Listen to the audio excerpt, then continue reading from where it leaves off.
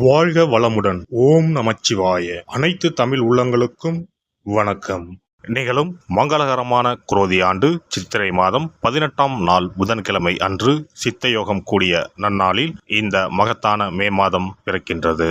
இம்மாத கிரகநிலை என எடுத்துக்கொண்டால் மேசத்தில் சூரியனும் சுக்கிரனும் இணைவில் உள்ளனர். ரிஷபத்தில் குரு பகவானும், கன்னி ராசியில் கேது பகவானும், சந்திர பகவான் மாத தொடக்கத்தில் மகர ராசியிலும், கும்பராசியில் சனி பகவானும், மீன ராசியில் ராகு பகவான், செவ்வாய் பகவான், புதன் பகவான் சஞ்சாரம் செய்கின்றனர். இம்மாத கிரக பயிற்சி என எடுத்துக்கொண்டால் புதன் பகவான் மே மாதம் 10ஆம் தேதி மீன ராசியில் இருந்து மேசராசிக்கும், சூரிய பகவான் மே மாதம் 14ஆம் தேதி மேச ராசியில் இருந்து ரிஷப ராசிக்கும், சுக்கிர பகவான் மே மாதம் 19ஆம் தேதி மேச ராசியில் இருந்து ரிஷபராசிக்கும் பயிற்சி அடைகின்றனர். இந்த கிரக சஞ்சார அமைப்பினால் இம்மாதம் உங்கள் வாழ்வில் ஏற்படக்கூடிய சுப மற்றும் அசுப பலன்கள் என்ன என்பதனையும், அசுப பலன்கள் ஏற்படுமாயின் ராசிக்காரர்கள் செய்ய வேண்டிய பரிகாரம் என்ன, வழங்க வேண்டிய தெய்வம் யார் என்பதனை பற்றியும் காண்போம்.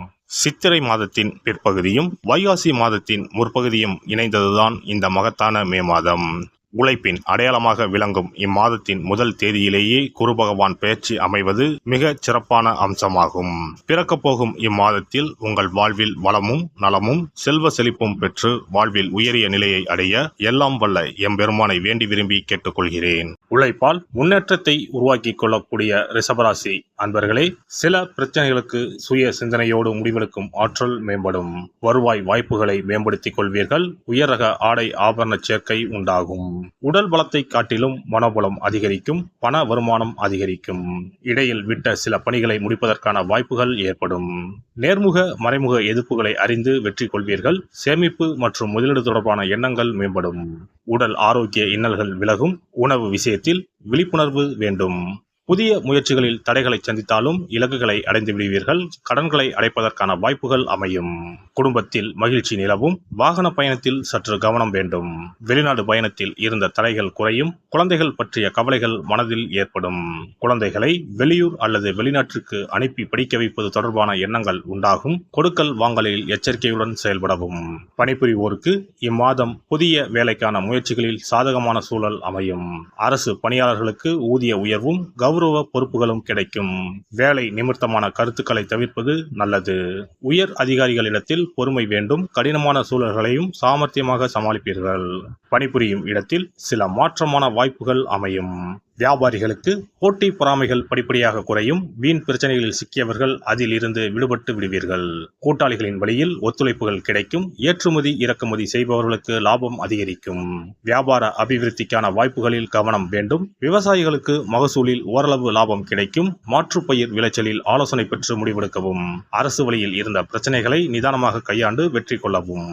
அரசியல்வாதிகளை பொறுத்தவரை அனுகூலமான பலன்கள் உண்டாகும். வெளிவட்டத்தில் மதிப்பு மரியாதை உயரும். முயற்சி உண்டான பாராட்டுகள் கிடைக்கும். சிலருக்கு புதிய பொறுப்புகள் கிடைக்கும். கட்சியில் உங்கள் செல்வாக்கு அதிகரிக்கும். தொண்டர்கள் உங்கள் பேச்சுகளுக்கு மதிப்பளித்து செயல்படுவார்கள். கலைஞர்களை பொறுத்தவரை புதிய ஒப்பந்தங்கள் சாதகமாக அமையும். சக கலைஞர்களும் புதிய வாய்ப்புகளை தேடித் தருவார்கள். ரசிகர்களின் எண்ணங்களை அறிந்து செயல்படவும். தொழில்நுட்ப ஒத்துழைப்பு கிடைக்கும். வழக்கு விவகாரம் சாதகமாக இருக்கும். அரசு வழியில் பாராட்டும் மதிப்பும் உயரும். பெண்களுக்கு சகோதர வழியில் அலைச்சல்கள் ஏற்படும். கணவர் வழி உறவினர்களின் மத்தியில் செல்வாக்கு உயரும். வேலைக்கு செல்பவர்களுக்கு முன்னேற்றம் ஏற்படும். குடும்பத்தினர் மத்தியில் செல்வாக்கு அதிகரிக்கும். இன்ப சுற்றுலாக்கள் சென்று வருவீர்கள். விலகிச் சென்றவர்கள் பற்றிய சிந்தனைகள் மேம்படும். விளையாட்டுப் போட்டிகளில் தனிப்பட்ட ஈடுபாடுகள் உண்டாகும்.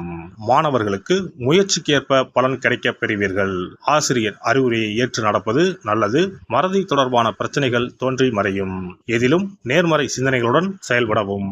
உயர்கல்வியில் எதிர்பார்த்த முடிவு கிடைக்கும். வெளி விளையாட்டுகளில் ஈடுபாடும் புதிய அனுபவமும் கிடைக்கும். விரும்பிய பாட பிரிவுகளிலும் சேர்வீர்கள். சனிக்கிழமை தோறும் அனுமனை வழிபட செயல்களில் இருக்கும் தடைகள் விலகி வெற்றி கிடைக்கும். இம்மாத துவக்கத்திலேயே குரு பெயர்ச்சி இருப்பதனால் உங்களுக்கு அருகில் உள்ள குரு பரிகார ஸ்தலங்களுக்கு சென்று குரு பகவானை வணங்கி வரலாம். குரு பகவான் திட்டை வசிஷ்டேஸ்வரர் ஆலயத்தில் சுவாமிக்கும் அம்பாளுக்கும் இடையில் ராஜகுருவாக எழுந்தருளி அருள்பாலித்து வருகிறார். இவருக்கு இந்த தலத்தில் ஆண்டுதோறும் குரு பெயர்ச்சி விழாவும் அதனையொட்டி லட்சார்ச்சனையும் குரு பரிகார ஹோமங்களும் சிறப்பாக நடைபெற்று வருகின்றன. இங்குள்ள குரு பகவானை வேண்டினால் கல்வி செல்வம், பொருள் செல்வம், குழந்தை செல்வம் உள்பட அனைத்து செல்வங்களும் எளிதில் கிட்டும். சிறப்பு பதிவு. இனி அக்ஷய திருதியை 2024 எப்போது, இந்த நாளில் எப்படி வழிபட்டால் தங்கம் சேர்ந்து கொண்டே இருக்கும் என்பதனை பற்றி காண்போம். அக்ஷய திருதியானது ஒவ்வொரு ஆண்டும் சித்திரை மாத வளர்பிறையில் வரும் திருதியை திதியில் கொண்டாடப்படுகிறது. 2024 ஆண்டில் மே மாதம் 10ஆம் தேதி வெள்ளிக்கிழமை வருகிறது. அன்று காலை 6:33 துவங்கி மே 11ஆம் தேதி காலை 4:56 வரை திருதியை திதி உள்ளது. மகாலட்சுமிக்கு மங்களகரமான வெள்ளிக்கிழமையில் இந்த ஆண்டு அட்சய திருதியை வருவதால் இது கூடுதல் சிறப்புடையதாகவும் அதிக முக்கியத்துவம் வாய்ந்த நாளாகவும் கருதப்படுகிறது. இந்த ஆண்டு அக்ஷய திருதியை அன்று அபுஜ முகூர்த்தம் இணைந்து வருகிறது. அன்றைய தினம் நாள் முழுவதும் அபுஜ முகூர்த்தம் உள்ளது. அபுஜ முகூர்த்தத்தில் எந்த காரியத்தை துவங்கினாலும் அது வெற்றி அடையும் என்பது நம்பிக்கை. அதனால்தான் இந்த நாளில் தங்கம் வாங்குவது மிகவும் மங்களகரமானதாக சொல்லப்படுகிறது. தங்கம் வாங்க முடியாதவர்கள் அந்த நாளில் மங்களகரமான பொருட்களை வீட்டிற்கு வாங்கினாலும் உயர்வான பலன் ஏற்படும் என்பது நம்பிக்கை. புராணங்களின்படி திருமாலின் அவதாரங்களில் ஒன்றான பரசுராமர் அவதாரம் செய்தது அட்சய திருதியை தினத்தில்தான் என்று சொல்லப்பட்டு வருகிறது. அதனால்தான் இந்த நாளில் பெருமாளை வழிபடுவது உயர்ந்த பலனை தரும் என சொல்லப்படுகிறது. அக்ஷய திருதியை அன்று அதிகாலையில் எழுந்து குளித்துவிட்டு சுத்தமான ஆடைகளை உடுத்த வேண்டும். பிறகு கோவிலுக்கு சென்றோ அல்லது வீட்டின் பூஜை அறையிலோ விளக்கேற்றி வழிபட வேண்டும். பிறகு மகாலட்சுமி தாயாரையும் பெருமாளையும் வழிபட வேண்டும். அவர்களுக்குரிய மந்திரங்களை சொல்லி பூஜை செய்ய வேண்டும். அன்றைய தினம் மகாலட்சுமிக்கு நைவேத்தியமாக பால் பாயாசம் செய்து படைப்பது மிகவும் விசேஷமானதாகும். அவ்வாறு செய்ய முடியாதவர்கள் எளிமையாக பால் மட்டும் காய்ச்சி வைத்தும் வழிபடலாம். அக்ஷய திருதியை என்பது வசந்த கால விழாவாக கொண்டாடப்படுவதாகும். பெரும்பாலும் இது சித்திரை மாதம் வளர்பிறையின் 3ஆம் நாளில் கொண்டாடப்படும். இது பரசுராம ஜெயதி என்றும் கொண்டாடப்படுகிறது. சமஸ்கிருதத்தில் அக்ஷயா என்றால் எல்லையற்ற அல்லது நிலையான என்பதை குறிக்கிறது. எல்லை இல்லாத அதிர்ஷ்டம், செல்வ செழிப்பு ஆகியவற்றை தரக்கூடிய நாள் என்பது இதற்கு அர்த்தமாகும். புதிய தொழில் துவங்குவது, புதிய வேலையில் சேர்வது, புது வீடு குடிபோவது போன்றவை இந்த நாளில் செய்வது சிறப்பானதாகும். இது வாழ்வில் முன்னேற்றத்தை பெறுவதற்கான ஒரு நாளாக கருதப்படுகிறது. பெருமாளின் 6வது அவதாரமாக பரசுராமரின் அவதார தினமும் இதே நாளில் கொண்டாடப்படுகிறது.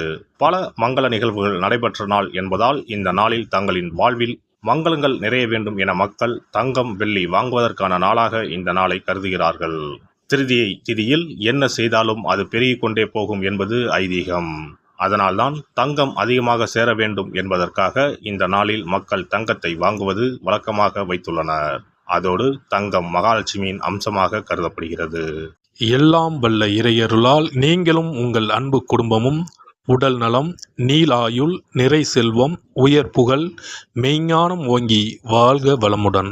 இந்த வீடியோ பதிவு உங்களுக்கு பிடித்திருந்தால் லைக் பண்ணுங்க, கமெண்ட் பண்ணுங்க, ஷேர் பண்ணுங்க. மறக்காம சப்ஸ்கிரைப் பண்ணுங்க. பக்கத்துல இருக்கிற பெல் பட்டனை கிளிக் பண்ணுங்க. நன்றி, வணக்கம். ஓம் நமச்சிவாய. சிவாய நம.